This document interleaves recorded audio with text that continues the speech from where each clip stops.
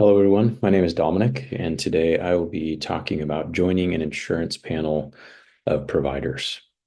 I'm going to cover what is an insurance panel, how to get on an insurance panel, what are the ramifications for joining an insurance panel, and other related info, and also the resources that I used. So, what is an insurance panel? Every insurance company operates its own panel, and a panel is a set of approved providers who work with an insurance company to provide patient care services specifically to clients who are enrolled with that insurance company. As a provider, when you join an insurance panel, it creates a contractual relationship between the insurance company and yourself as the provider. You are then called paneled, or some other related terms that you might hear are credentialed or contracted with. And on the client side, patient side, we're probably familiar with terms like in-network provider or preferred provider. So, how do you get on an insurance panel? Well, the first thing you want to do is research different insurance companies. You need to identify the companies that you want to be paneled with. You're going to need to consider their requirements, payment rates, types of plans offered, and their saturation rate, meaning how many other providers are paneled with them in your area. And that's all going to help you determine if they're a good fit for you in your practice. Probably the first question you're going to ask, though, is whether or not insurance companies are open, which means they're accepting new providers. Panels can be open and closed at various times, depending on how many providers the insurance company wants to have in a certain area. Next, what you're going to do is check your qualifications. In order to apply to any panel, you need to be licensed within your state and be in good standing. You need to have a national provider identification number or an NPI number, which is a 10-digit identifier for all healthcare professionals. You can get that for free at the NPI registry site. And you're also going to need proof of liability insurance, and you're going to need to check if enrollment in Medicare or Medicaid is required. Step three then is that you want to prepare your documents. You need a copy of your license or licenses if you're licensed in multiple states. You'll need a copy of your liability insurance coverage. You'll need a CV or resume with education and work history. You may need a reference letter from colleagues or supervisors. You will need an IRS W-9 form. And you may need a Council for Affordable Quality Healthcare or CAQH account. What the CAQH is a credentialing database used by numerous insurance companies and Medicare, and they have a separate application that you need to fill out. But once you've completed it, that application can be digitally shared with multiple insurance companies as part of your application to be paneled and can help expedite the process. What you'll need to do is create a provider data portal account, and that's where you update your information, and that can be utilized to update or do the reattestation process with insurance companies when needed. So step four is that you'll then submit your application. You'll be required to fill out an application for each insurance company that you want to be paneled with, and you'll need to provide the required supporting documents that we already spoke of.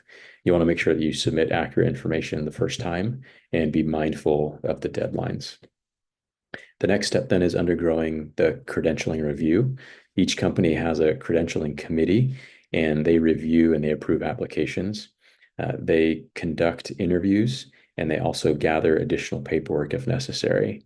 All in total, the process can take anywhere from 60 to 90 days to be credentialed and approved to be on the panel for an insurance company.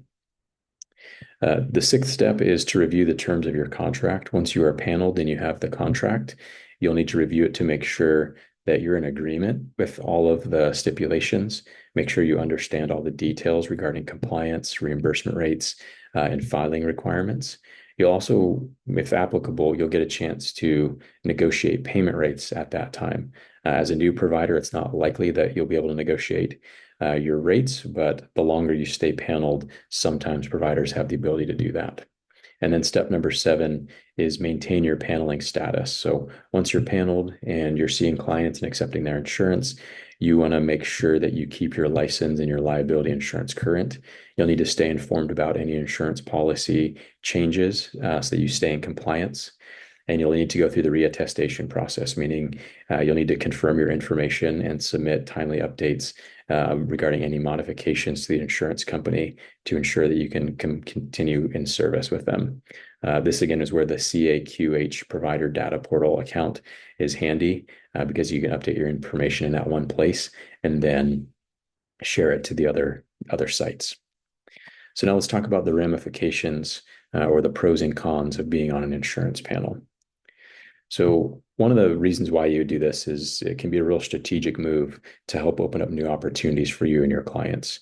The first one is that it can improve access to mental health care.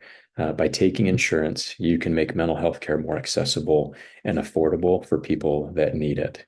The National Alliance on Mental Health says that more than 1 in 4 people, so 28%, that are seeking mental health support use an out-of-network provider.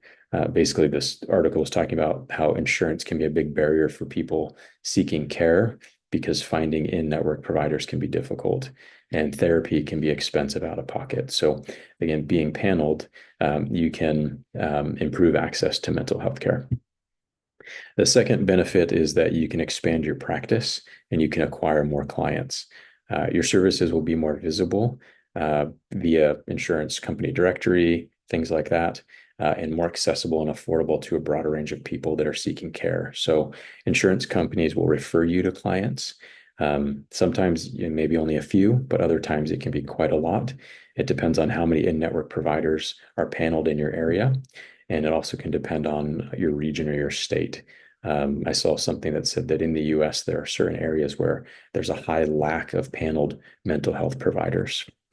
A third benefit is increased revenue potential, kind of simple math that more clients equals more income. So if you are paneled with an insurance company and they're sending you clients, there's more potential revenue. And you can also be paneled with multiple insurance companies, which is a very common practice. And so you'll have access to new clients through the different companies that you are paneled with. Another benefit is elevating your professional reputation. By joining in reputable insurance networks, you demonstrate that you've met high standards set by these organizations, showing that your education, your experience, and your licensure requirements have all been deemed credible, and people may like that. And lastly, simplifying the medical billing process for everyone. Dealing with medical bills is confusing, can be stressful, and so becoming a part of an insurance panel can help simplify the process for you and your clients. It can streamline the payment process for clients. It can streamline reimbursement process for you. It can provide less admin work and free up time and resources for everyone. Now I'll talk about the cons. Some downsides is less autonomy or control in some of the details of your practice. When you become contracted or paneled with insurance companies, you don't get to set your own rates for service, and you need to adhere to the insurance company's contract rates. Additionally, insurance companies may only pay for certain treatments, and they might set strict limits on the number and length of therapy sessions. Billing and admin, while there are benefits to it, there can also be some drawbacks. There can be an increase in non-billable work hours because you need to learn accurate coding and documentation for each company. You also might experience denied claims, or you could also experience clawbacks, meaning you owe money back to the insurance company because they've now decided that they paid you for services that they actually didn't want to cover and reimburse. You may end up also waiting weeks or months to get paid. Different companies are more dependable and reliable or have more frequent billing cycles than others. And so that's something to be mindful of. Now, working with an electronic health records software company can benefit you here and help solve some of these issues. But just to be aware that admin and billing can have challenges when you're paneled. And finally, more red tape for you to navigate.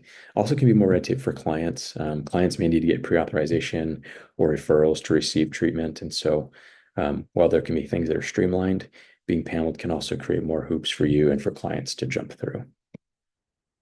I want to share just 2 things related to other related information for insurance panels, and this is mostly related to Medicare and Medicaid. According to the Mental Health Access Improvement Act, as of January 1, 2024, licensed professional counselors are able to bill Medicare Part B and be reimbursed for approved services in accordance with Medicare reimbursement rates. So you need to get approved or paneled to receive Medicare. So it's another process to go through, but it is linked or related. So I wanted to cover that. And there are pros and cons to being paneled with Medicare as well, which I won't cover. Additionally, working with Medicaid, you can also be paneled with Medicaid. Licensed professional counselors can work with Medicaid in some states because Medicaid is run state by each state. You'll need to look state by state to see whether or not this is true in the state that you want to practice in.